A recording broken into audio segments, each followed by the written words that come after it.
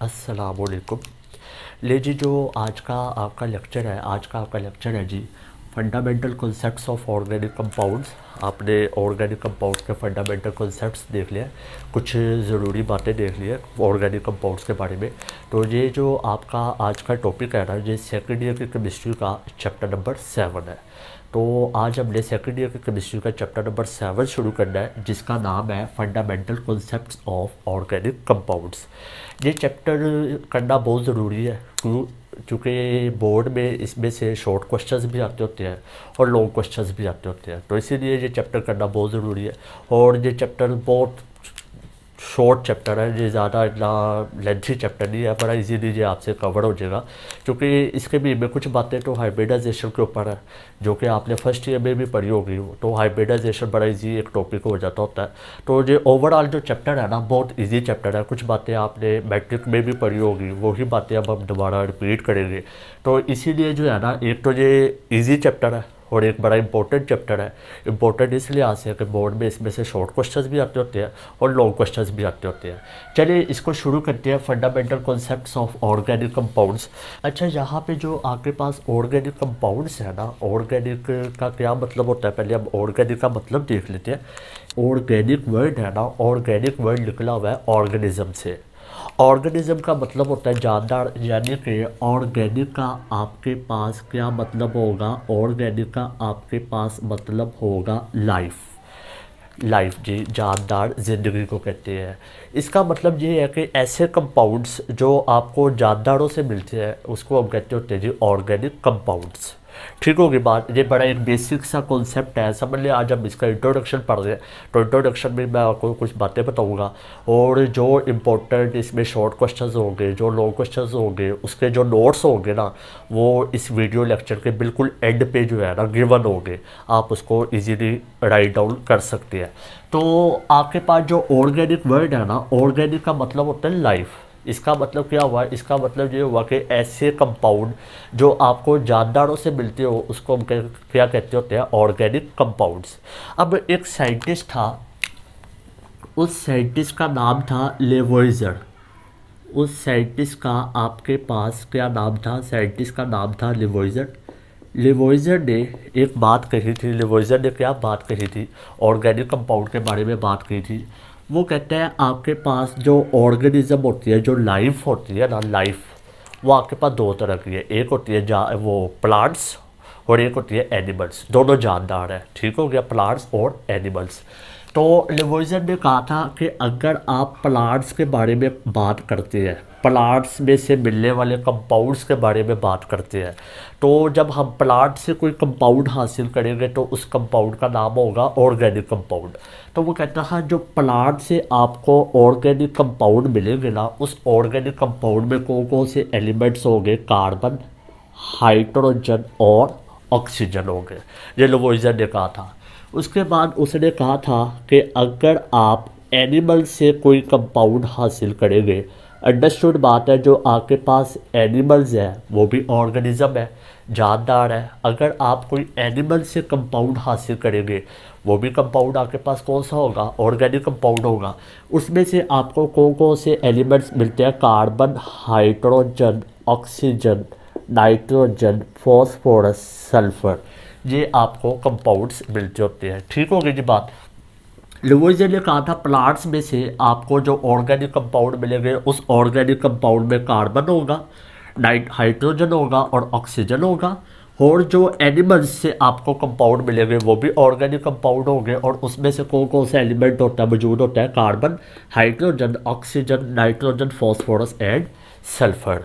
तो उसने ये कहा था कि ऑर्गेनिक कंपाउंड्स के भी में ये एलिमेंट्स हो सकते हैं, carbon, hydrogen, oxygen, nitrogen, phosphorus and sulphur. ठीक होगी, जहाँ तक बात क्लियर होगी कि ऑर्गेनिक कंपाउंड ऐसे कंपाउंड्स होते हैं जो आपको जानदारों से मिलते हैं, जो आपको ऑर्गेनिज्म से मिलते हैं। या तो वो प्लांट्स हो सकते हैं, या फिर वो क्या हो सकते हैं, आपके पास एनिमल्स हो सकते हैं। अब देखिए ना, ऑर्गेनिक कंपाउंड, अब ऑर्गेनिक कंपाउंड ऐसे कंपाउंड है जो आपको जानदारों से मिलते हैं। तो जानदार लाइफ कौन बनाता है, लाइफ आपको अल्लाह ताला ही बनाती है ना। तो पुराने वक्तों में जो है ना, पुराने वक्तों में ये कहा जाता था कि जो ऑर्गेनिक कंपाउंड होता है ना, उसको आप लेबॉर्ट्री में तैयार नहीं कर सकते। क्यों नहीं कर सकते? क्योंकि ऑर्गेनिक कंपाउंड ऐसे कंपाउंड्स हैं जो आपको जानदारों से मिलेंगे। तो जानदारों को तो आप बना ही नहीं सकते, जानदार को तो सिर्फ कुदरत ही बना सकती है। अगर हम जानदार को बना सकते होते तो इसका मतलब हम ऑर्गेनिक कंपाउंड को भी बना लेते। अगर हम ऑर्गेनिक कंपाउंड को बना लेते तो इसका मतलब हम सक्सेसफुल हो गए ऑर्गेनिक कंपाउंड को बनाने में। लेकिन हम कहते थे कि लेबॉर्ट्री में जो है ना, आप जानदार को पैदा नहीं कर सकते, जानदार को बना नहीं सकते। अगर आप जानदार को नहीं बना सकते, इसका मतलब है आप ऑर्गेनिक कंपाउंड को नहीं बना सकते। तो इसका मतलब है कि आपका यहाँ पे एक फेलियर आ रहा था कि आप ऑर्गेनिक कंपाउंड को लेबॉर्ट्री में तैयार नहीं कर सकते।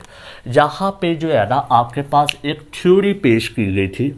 उस थ्योरी का आपके पास नाम था वाइटल फोर्स थ्योरी। वाइटल का मतलब होता है अजीम, फोर्स का मतलब होता है कुव्वत।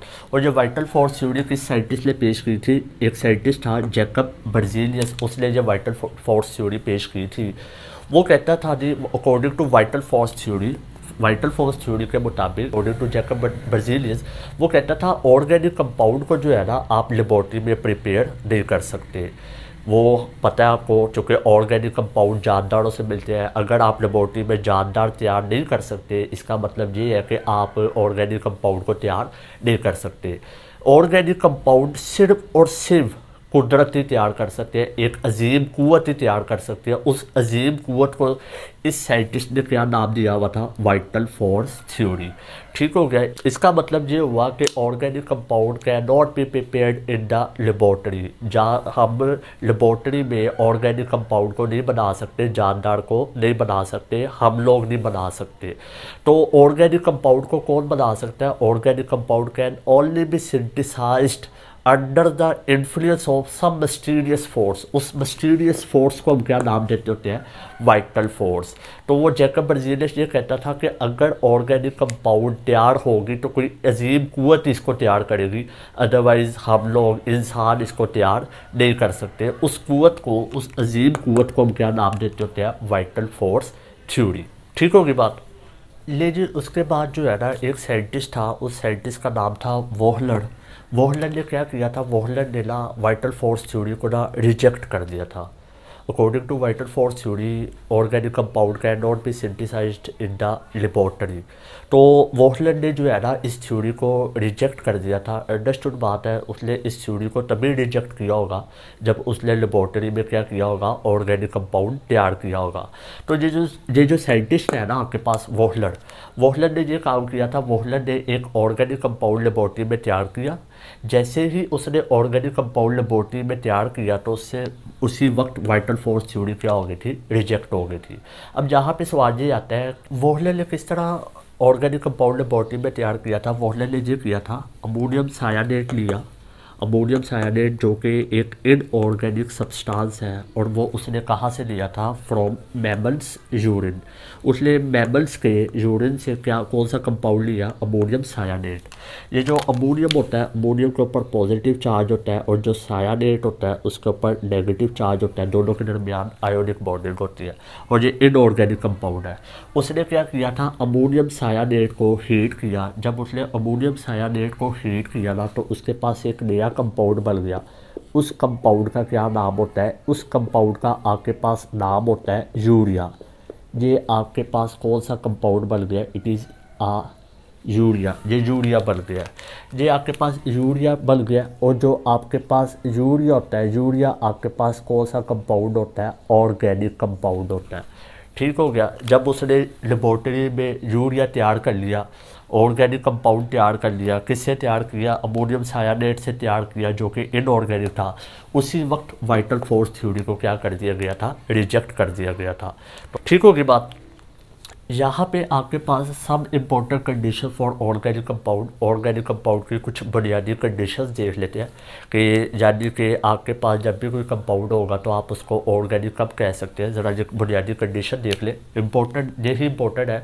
वरना इसके अलावा और भी बड़ी कंडीशन है जिसके लिहाज से हम, जिसको देखते हुए हम कहते हैं कि ये आपका कंपाउंड ऑर्गेनिक है। तो उनमें से कुछ कंडीशंस मैं आपको बता रहा हूँ जो कन्वेंशनल है, जो रवायती तौर पर ज़्यादा देखी जाती है। सबसे पहली कंडीशन जो है ना, अगर आपने देख लिया आपका कंपाउंड ऑर्गेनिक है कि नहीं है, तो आप सबसे पहले ये देखें कि कार्बन हाइड्रोजन उसमें मौजूद है। Carbon hydrogen must be present. आपके ऑर्गेनिक कंपाउंड के बी में कार्बन और हाइड्रोजन मौजूद होना चाहिए, लाजमी मौजूद होना चाहिए। दूसरी बात ये है कि कार्बन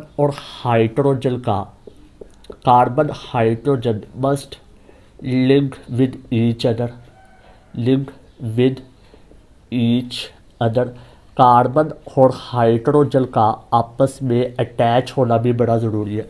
अगर किसी कंपाउंड में कार्बन और हाइड्रोजन आपस में अटैच नहीं तो हम उसको अमूमन तौर पे कहते होते हैं कि जो ऑर्गेनिक कंपाउंड नहीं है। तीसरी बात आपने ये याद रखनी है कि अगर आपका कंपाउंड जिसको आप ऑर्गेनिक कहना चाहते हैं उसके बीच में कौन सी बॉन्डिंग होनी चाहिए, कोवलेंट बॉन्डिंग होनी चाहिए।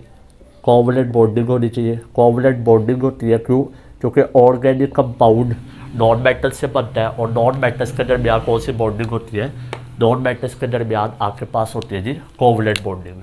फोर्थ प्रॉपर्टी आपके पास है show the properties of organic compound.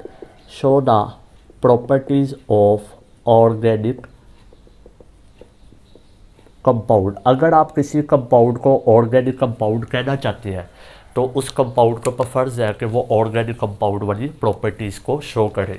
ये 4 बुनियादी प्रॉपर्टीज़ हैं, अदरवाइज़ और भी प्रॉपर्टीज़ होती है। कैटिनेशन शो करना चाहिए, सोलबिलिटी को भी देखते होती है, आइसोमरिज्म को भी देखते होते हैं। ये मैंने 4 बुनियादी कन्वेंशनल, जिसको कहते हैं ना कन्वेंशनल पॉइंट्स बता दिया, रवायती पॉइंट्स बता दिए कि कार्बन और हाइड्रोजन का मौजूद होना ज़रूरी है, कार्बन और हाइड्रोजन का आपस में अटैच होना लाजमी है, कोवलेंट बॉन्डिंग होना लाजमी है और ऑर्गेनिक कंपाउंड वाली प्रॉपर्टीज़ भी शो होना लाजमी है। अब यहाँ पे कुछ बच्चे सवाल ये करते हैं कि सर ये जो urea is a organic compound है, जहाँ पे कार्बन और हाइड्रोजन आपस में अटैच नहीं है। यहाँ पे तो हाइड्रोजन नाइट्रोजन के साथ अटैच है, हाइड्रोजन नाइट्रोजन के साथ अटैच है, कार्बन इटसेल्फ किसके साथ अटैच है? ऑक्सीजन के साथ अटैच है। तो ये ऑर्गेनिक कंपाउंड क्यों है? पहली बात तो ये है कि ये ऑर्गेनिक कंपाउंड इसलिए है क्योंकि ये मैमल्स ऑर्गेनिक से लिया गया, लाइफ जानदार से लिया गया। ये जो अमोनियम सायानेट था, ये अमोनियम सायानेट किससे लिया गया था? मैमल्स यूरिन से लिया गया। यानी कि ये जो कंपाउंड है ये जानदार से लिया गया है। तो ये जो यूरिया आगे तैयार हुआ है ये जानदार वाले कंपाउंड से तैयार हुआ है। ठीक होगी बात। अब अमोनियम सायानेट क्यों नहीं ऑर्गेनिक है, ये क्यों इनऑर्गेनिक है? सबसे बुनियादी कंडीशन तो नज़र आ रही है कि ये जो अमोनियम सायानेट है इसके बीच में कौन सी बॉन्डिंग हुई है? आयोनिक बॉन्डिंग हुई है। पॉजिटिव चार्ज है, नेगेटिव चार्ज है, आयोनिक बॉन्डिंग हुई है। जबकि हम देखा है ऑर्गेनिक कंपाउंड के बीच में कौन सी बॉन्डिंग होती है? कोवलेंट बॉन्डिंग होती है। तो पहली बात तो समझ में आ गई है कि यूरिया को ऑर्गेनिक कंपाउंड इसलिए कहा जाता है क्योंकि ये मैमल्स यूरिन से मिलता है। अमोनियम सायानेट मैमल्स यूरिन से मिलता है, उसको हीट करो तो यूरिया बनता है। इसका मतलब ये है कि ये जानदारों से मिलता है यूरिया। ठीक हो गया। उसके बाद इसके बीच में कौन सी बॉन्डिंग हुई है? इसके बीच में कोवलेंट बॉन्डिंग हुई है और इसके ये क्या करता है? ये ऑर्गेनिक कंपाउंड वाली प्रॉपर्टीज़ भी शो करता है, तब भी हम इसको ऑर्गेनिक कंपाउंड कहते हैं। अगर कोई एक भी बात साबित हो जाए तो हम उसको क्या कह देते होते हैं? ऑर्गेनिक कंपाउंड है। ठीक होगी। जहाँ पे अब आपके पास कुछ ऐसे कंपाउंड्स हैं, फॉर एग्जांपल आपके पास कुछ ऐसे कंपाउंड है जैसे कार्बन डाइऑक्साइड,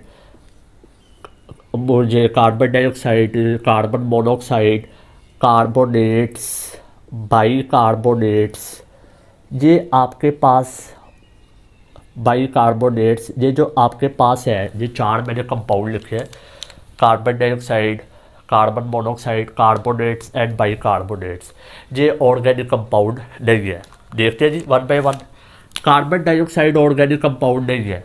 क्यों? क्योंकि इसके बीच में हाइड्रोजन मौजूद नहीं है, कार्बन तो मौजूद है। कार्बन मोनोऑक्साइड क्यों नहीं ऑर्गेनिक कंपाउंड है? क्योंकि इसके बीच में हाइड्रोजन नहीं है, कार्बन तो है, हाइड्रोजन नहीं है। That's why it is not considered as organic compound. इसके बीच में भी सेम रीज़न, हाइड्रोजन नहीं है, कार्बन तो मौजूद है। अब जहाँ पे हाइड्रोजन मौजूद है, अब हम इसको क्या कहेंगे? ये ऑर्गेनिक कंपाउंड है कि नहीं है? ये देखिए इसका क्या स्ट्रक्चर होता है। इसके पास आपका ये स्ट्रक्चर होता है, कार्बन ने डबल बॉन्ड बनाए होते हैं ऑक्सीजन के साथ। ये हाइड्रोजन इस ऑक्सीजन के साथ अटैच होता है।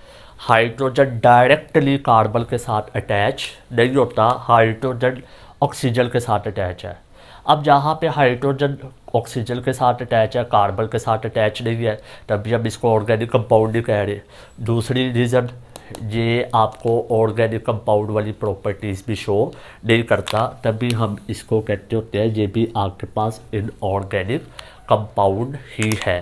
ठीक होगी बात। अब एक और ज़रा बात जहाँ पे समझिएगा, आपके पास एक कंपाउंड है, उस कंपाउंड का नाम होता है CCl4, कार्बन टेट्राक्लोराइड। अब ये जो कार्बन टेट्राक्लोराइड है ना, ये कार्बन टेट्राक्लोराइड आपके पास एक ऑर्गेनिक कंपाउंड है, ऑर्गेनिक सब्सटेंस है। अब क्यों ऑर्गेनिक सब्सटेंस है?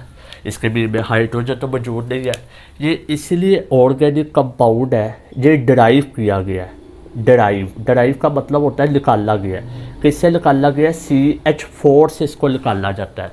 CH4 की जब हेलोजिनेशन करो, आपको शायद याद हो, CH4 की हेलोजिनेशन करो डिफ्यूज्ड सनलाइट में, जो आपके पास लास्ट प्रोडक्ट बनती है वो क्या बनती है? CCl4 बनती है।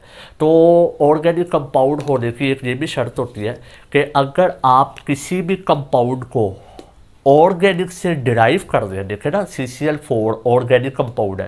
क्यों मैं इसको ऑर्गेनिक कंपाउंड कह रहा हूँ? क्योंकि ये डिराइव हुआ हुआ है ऑर्गेनिक कंपाउंड से। ये जो आपके पास मीथेन है ये ऑर्गेनिक है। अगर आप कोई भी नया कंपाउंड ऑर्गेनिक से डिराइव करते हैं, निकालते हैं, तो वो भी ऑर्गेनिक ही कहलाएगा। CCl4 यहाँ पे ऑर्गेनिक कहलाएगा। क्यों? क्योंकि CCl4 ऑर्गेनिक कंपाउंड से ही डिराइव हुआ है, डिराइव फ्रॉम CH4, और CH4 आपके पास क्या चीज़ है? ऑर्गेनिक कंपाउंड है। तो यहाँ पे ये भी बात क्लियर होगी कि ऑर्गेनिक कंपाउंड से जो कंपाउंड डिराइव होते हैं वो भी क्या होते हैं? ऑर्गेनिक कंपाउंड ही होते हैं। ठीक होगी बात। ये आज का आपका लेक्चर था जिसके अंदर आपने फंडामेंटल कुछ बातें सीखी है। तो लिहाजा अगर कोई बात आपको समझ ना आए तो आप नीचे कमेंट्स में पूछ सकते हैं या फिर फेसबुक के पेज पे पूछ सकते हैं। तो अपना ख्याल रखिएगा। अल्लाह हाफिज़।